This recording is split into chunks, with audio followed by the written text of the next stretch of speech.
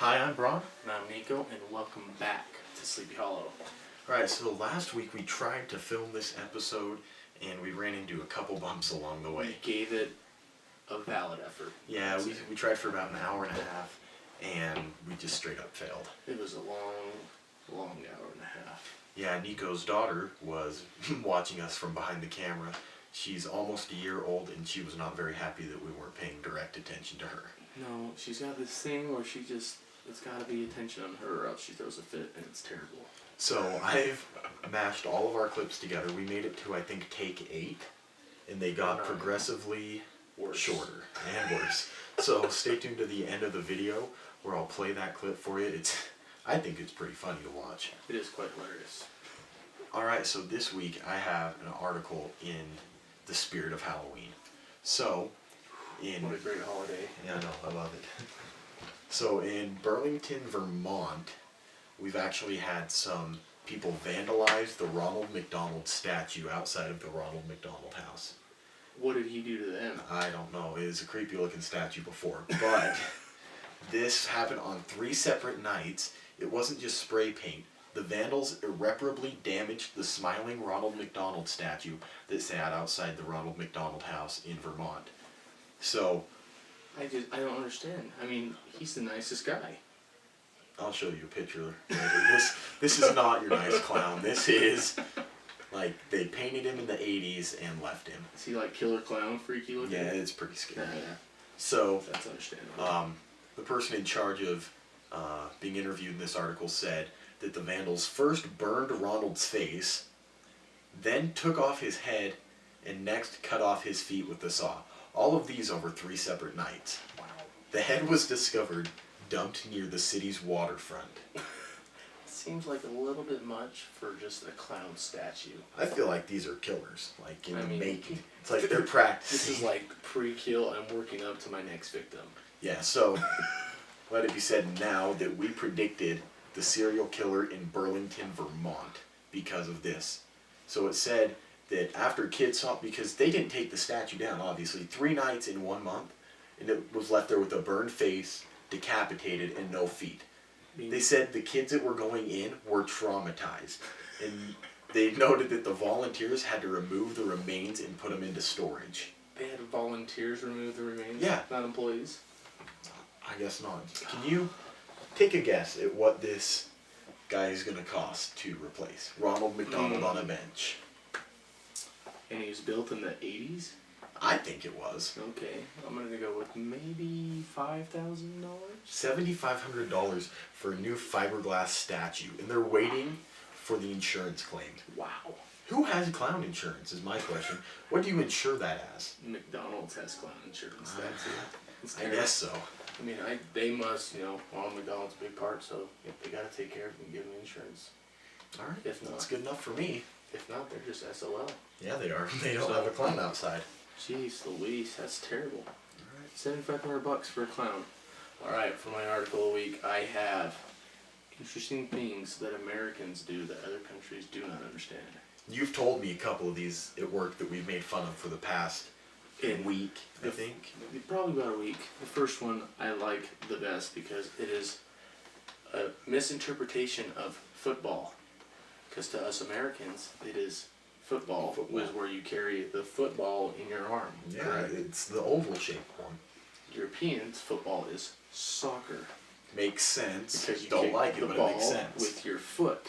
And they say that is a big misinterpretation where we should actually call it a hand-egg sport. I think that I've told you all week that is the best thing I've ever heard. And it makes sense. It's shaped like an egg. You use your hands a lot. But you know what? We're Americans, so football it is. But we both played football in high school. Yep. And I think I would have enjoyed it more if it was called hand egg. You might have never lost the ball. Where are you going today? Hand egg practice. Yep. It's classy. And another one is the underappreciation of soccer in the United States. Because they say we lack appreciation for what a great sport is here. I watched the World Cup, but other than that... I went to a couple RSL games back in the day, and I'd say I wasn't very pleased or amused by it. I mean, they flop. I like to see real tackling. It's kind of like you go back and forth, and back and forth. It's like watching ping pong with people. Eventually, it gets boring.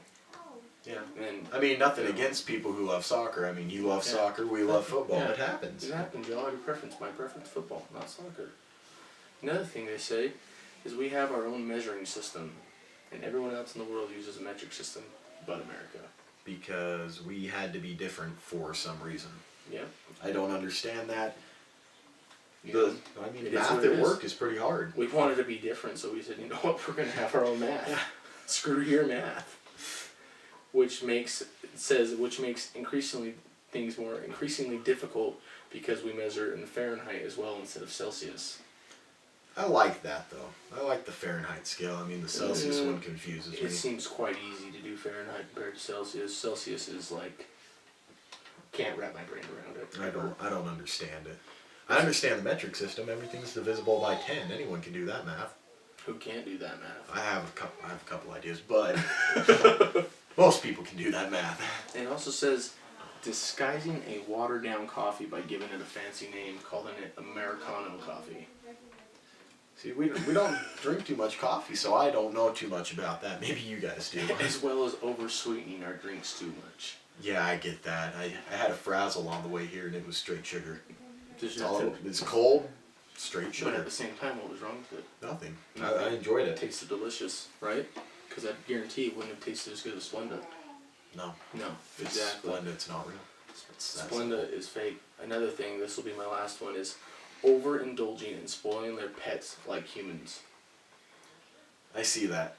I see that with someone I know, personally. I do. I love my dog. Someone that sleeps with his dog in his bed.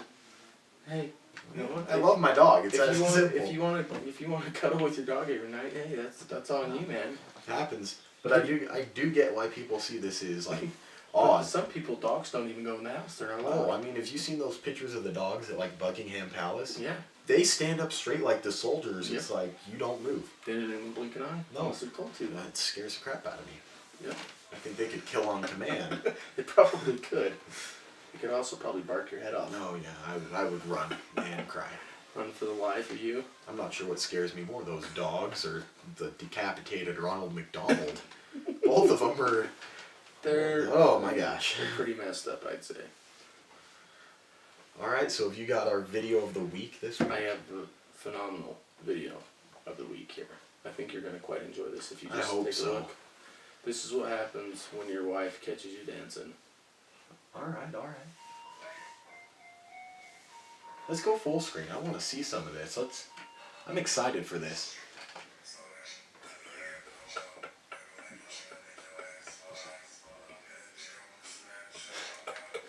Man, this.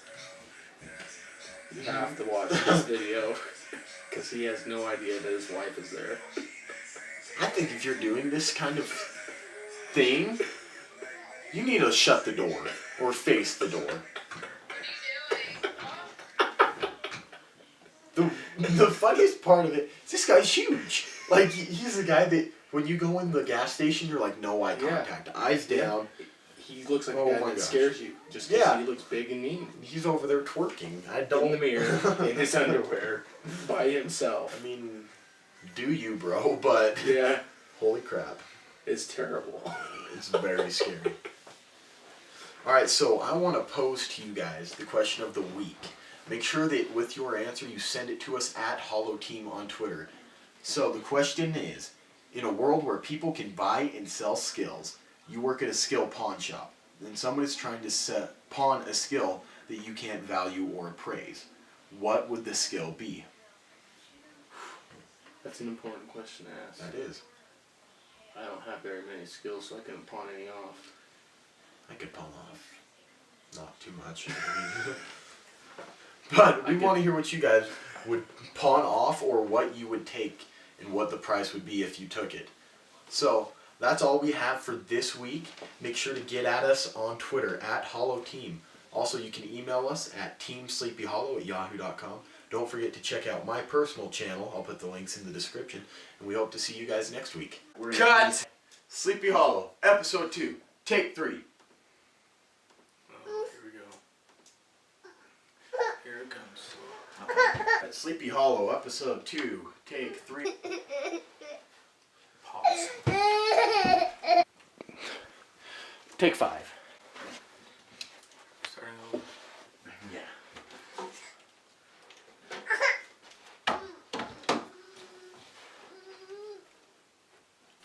Sleepy Hollow episode 2, take 8.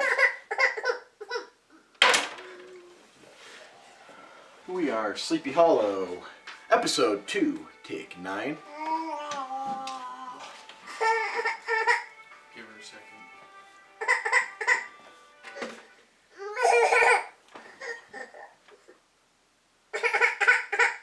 I didn't quite get that. Thanks, Siri. You don't like this, do ya? Yeah, I know. What am I doing, huh? What am I doing? What?